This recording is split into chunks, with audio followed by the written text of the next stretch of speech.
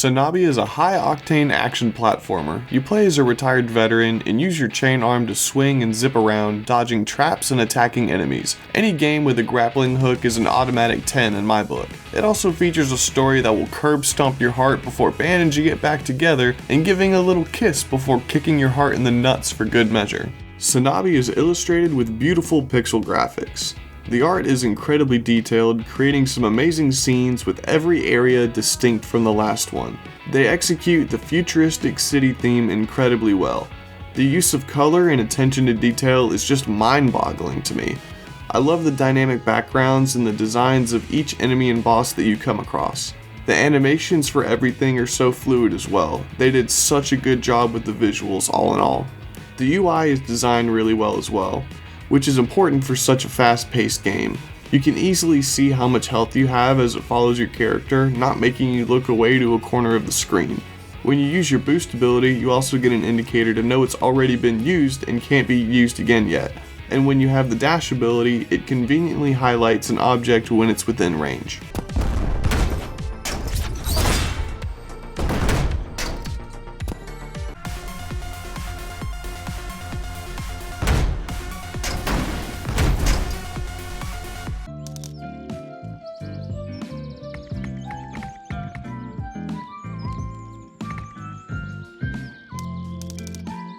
Every song in this game is an absolute banger, nothing really more to say on that.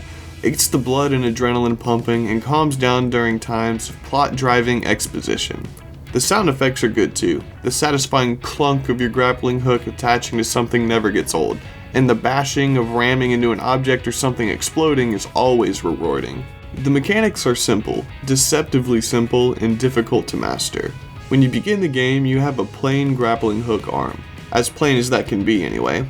When you attach to a surface, you get a set length of chain to swing with, and some objects will allow you to pull yourself to them and boost off of them in any direction. When you swing, you will also have a boost ability so you can give yourself a big boost of inertia. As you progress, you'll unlock more capabilities of your arm, the first being the winch that allows you to have different lengths of chain and to reel yourself into the surface you've latched onto. The final upgrade is a dash that you can use to bash into objects and enemies.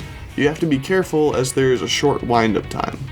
Being able to have different lengths of chain for swinging is a nice touch. You can more precisely swing into smaller gaps to keep going without stopping, and if you have an incredible amount of speed and have a short chain, you could swing yourself upwards really high. I'm sure the speedruns of this game look really fascinating. It was a lot of fun to swing around as fast as I could on my second playthrough because I knew most of the terrain. I did finish a second playthrough before recording this video because I wanted to beat the game on the legendary difficulty and get every achievement. On another note, the boss fights were really fun and challenging. They all had vastly different mechanics for their fights and were more than the hit it 3 times to win formula like Nintendo uses. I don't want to spoil anything further, so that's all I'll say on the bosses.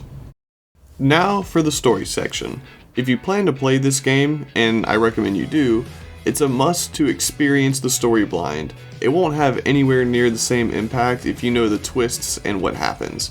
I think it's really well written and paced in a way to give a lot of hints that only truly make sense when you have all the pieces of the puzzle to put together.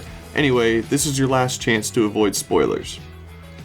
So as I said before, you play as a retired veteran, but you re-enlist for one final mission, to get revenge on Sanabi for assassinating your daughter with an attack that was meant for you. After gathering some intel and regrouping with old army pals, you get dropped off in the giant city known as Mago City, a 3-tiered city built around the Mago Corporation. The lowest tier being the slums, the middle the consumerist market, and the top is dedicated to the richest folks. Towering above it all is the Mago Corp factory. In this city, over 2 billion people have gone missing in the span of 30 minutes, and only one thing can be responsible: Sanabi. Traveling through the city, you realize over time that there's something really weird going on here. There aren't any signs of human life here at all, like it was some kind of mass disappearance. But then again, wouldn't there be evidence of people's existence? On your journey, you do meet a single other person, a girl named Marie, who says she's a hacker working for the army to uncover the secret behind the disappearances. Other than her, for 10 hours, you'd never come across a single other human or evidence of their existence. So at this point, I was convinced of some bigger conspiracy where the city was never populated in the first place. As you progress through the story, there is a lot of character exposition I can't offer in a summary. Your character and Marie have a lot of back and forth banter, and at a few points, Marie comments on how you aren't her father and to stop treating her like a child and that you should trust her judgment and capabilities. After all, you wouldn't have gotten as far as you had without her help. Then there's some commentary on robots and the morality of complex machinery. Marie's bot seems to show a lot of emotion, and there are other points where machines seem to have some sort of personality, but your character each time says they're nothing more than tin cans, to which Marie disagrees. Another funky thing is each time you stop to rest, your character has recurring dreams of his daughter, but something isn't quite right about them. There are pieces missing that he can't quite put together, almost like there's some sort of mental block from PTSD or something similar to compartmentalize and put away harmful memories, yet he attempts to work through them. We fast forward all the way to the end of the game. At this point, the main character and Marie have reached the main offices of Mago Corp and talk about Sanabi about 1,000,000 times. We glossed over the minor detail that the power plant is going to explode and is capable of wiping out the entire city. So while Marie is busy trying to figure out how to shut that down, your character gets drawn to another room after being called a worker bot. In this room, a computer states there is one defective unit and prompts a shutdown procedure, to which the MC proceeds with. Upon this shutdown, the screen glitches and goes black. With the curtains finally drawn back, you see this room is filled with death. Shocked by this realization, the main character runs back to Marie, who explains to him that his filter has been turned off. Without a full explanation, it comes to light that somehow your existence is high treason, and to get rid of any and all evidence, Mago Corp decides to make its employees commit suicide and blow up the rest of the city. Along with this, Marie explains that Sanabi is in the basement. The very person or thing that you've come all this way for, whoever is responsible for assassinating your daughter, is there. Major Song, one of the characters from your military past and an old friend, shows up, acts unexpectedly, and attacks you. After a tense showdown with Marie, she allows you to go to the basement. At this point, you get to make a choice. Go back upstairs and presumably save Marie, or continue with the mission and find Sanabi. This choice dictates the ending that you receive. Let's say you decide to follow through with the mission. You enter the basement and eliminate everyone there. Upon doing so, you have eliminated the Sanabi and your protocol terminates. Game over. Now, let's say you go back upstairs. Major Song sees you as a threat and a really hard boss fight ensues. After defeating her, the army shows up to get her to evacuate as the explosion is imminent. She explains there's something odd about you, that you fight the way that the general used to. What do you mean used to? You, the general, are here right now, aren't you? Now for the big reveal. Major Song removes the extra layers of the filter on you, and it comes to light that the main character is in fact a robot. The military takes custody of him for the time being, and he dives deep into his combination of memories and code to figure out who he really is, if he's more than a product of highly illegal personality duplication.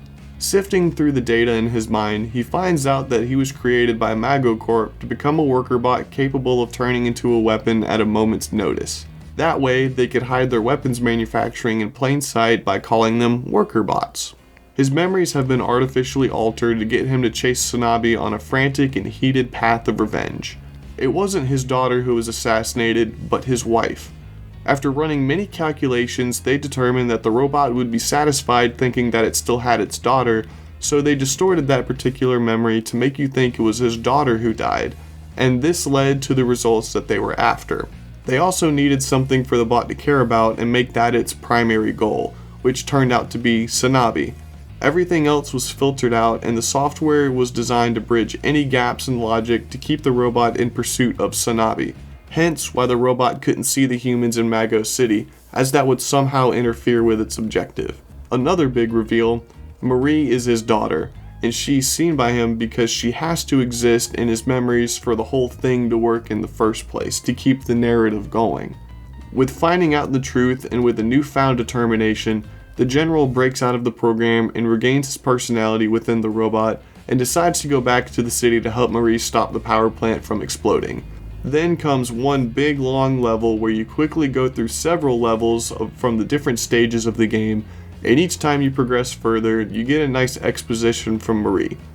Piecing these things together, it turns out that she was the one who duplicated your personality, in an attempt to relieve the pain of her mother's death by creating a program in which the cause never existed.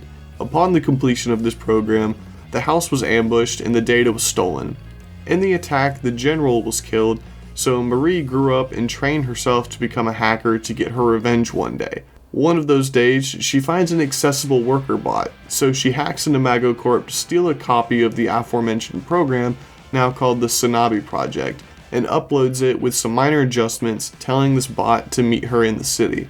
And that's how everything got to where it is now.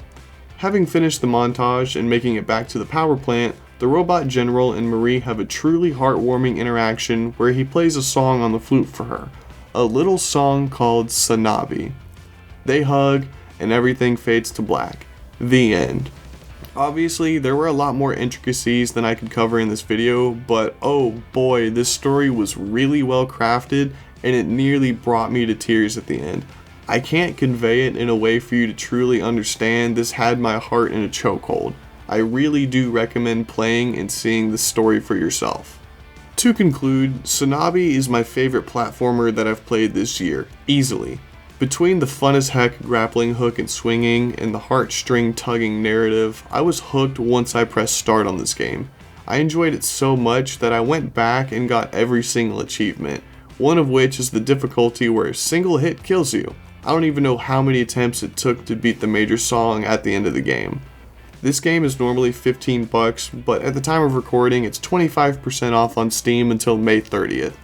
I got almost 19 hours out of it and I enjoyed every minute. If you end up giving it a try, let me know how it went and what you think. Regardless, I hope you enjoyed this video. If you did and you want to see more indie game content, like and subscribe. Take care, and I'll see you in the next video.